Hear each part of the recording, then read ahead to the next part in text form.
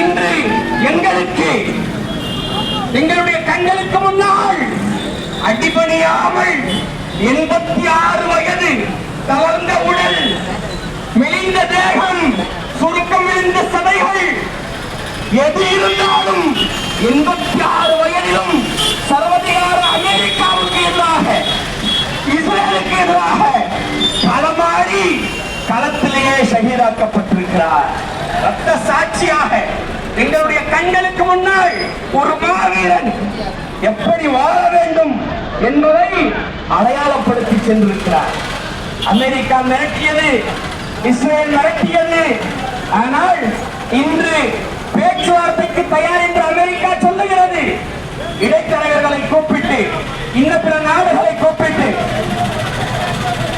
கொஞ்ச நேரம் முடிச்சிருவோம். இருங்க, கொஞ்ச நேரம் முடிச்சிருவோம்.